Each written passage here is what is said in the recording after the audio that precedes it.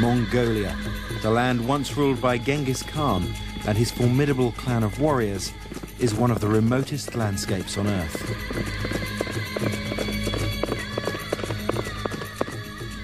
At an average altitude of 1,500 meters, the Mongolian steppes are governed by an extreme climate, making it one of the most hostile environments in the world. Genghis Khan and his descendants created the largest continuous land empire the world has ever known. In the 13th century, the kingdom stretched from Korea to Hungary.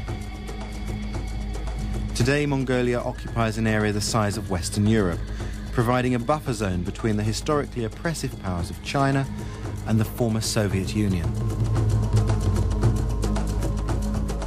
Until recently, Mongolia was a forbidden territory. Its borders were closed to foreigners for the best part of this century because Mongolia was under the strict control of Soviet communism.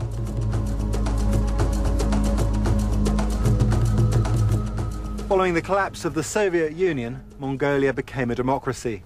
And that's why today I can roam freely in this landscape. I've come to Mongolia to see one of the most specialized lifestyles on Earth that enables people to live in this vast and incredibly barren landscape.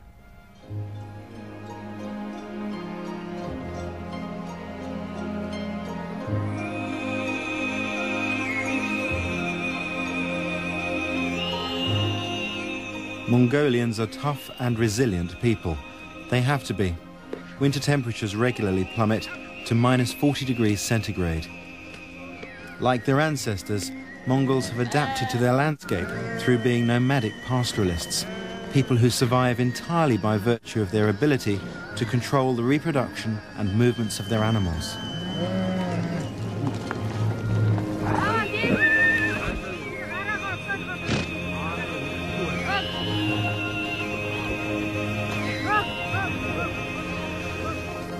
Mongolia has a population of just 2.4 million, 40% of whom pack up their possessions and transport their livestock and shelters up to 15 times a year, timing their journeys in tune with the seasonal growth of pasture.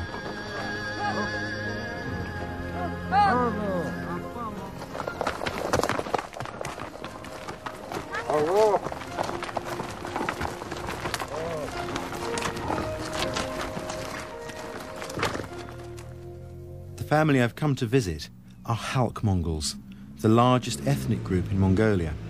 They live in the shadow of the Altai Mountains, which sweep across the length of western Mongolia. These nomadic people always welcome strangers. I've been told that there's never any need to announce your arrival. Sambaino, Sambaino.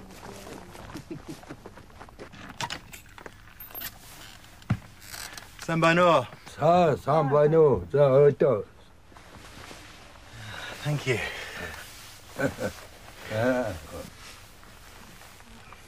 Snuff is always exchanged as a traditional ceremonial greeting.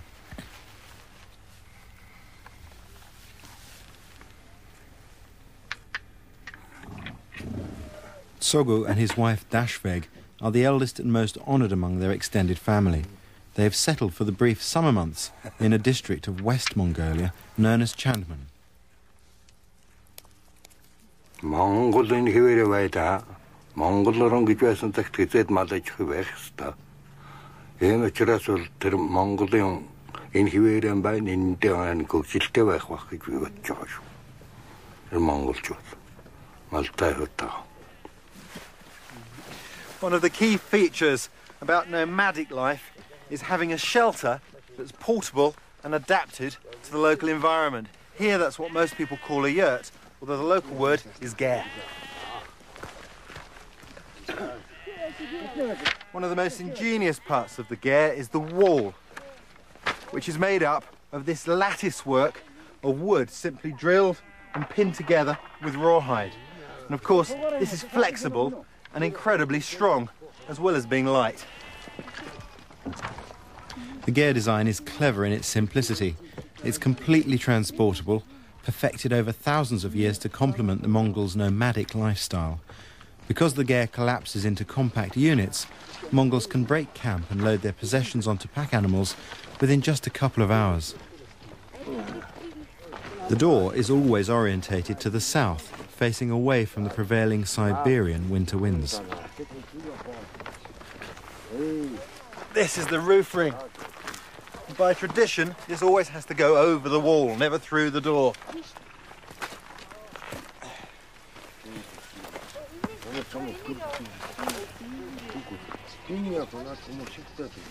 A rope is hung from the roof ring and anchored with a stone to stop it lifting in high winds.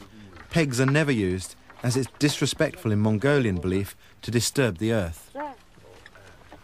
These poles are like the spokes of an umbrella holding the roof up.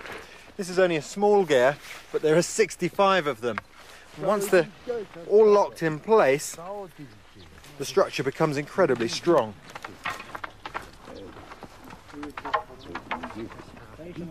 Once the frame's complete, it's covered in a series of layers.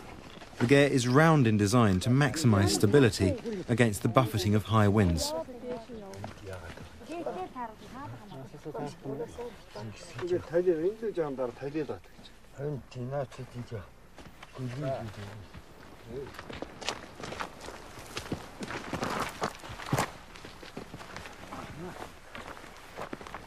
The secret of the ger's success is insulation. That keeps it cool in the summer and warm in the winter. And that's achieved by using this really thick felt. And they make that from their animals.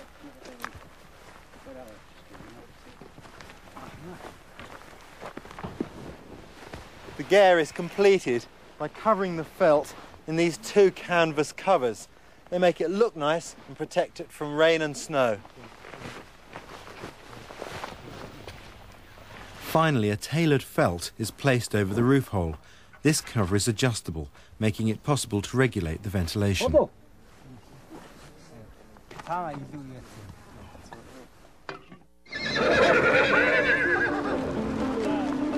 As soon as you see Mongolia, you realise it's horse country. It's not surprising that the people here possess some of the finest equestrian skills in the world. In fact, many of the children learn to ride before they can walk.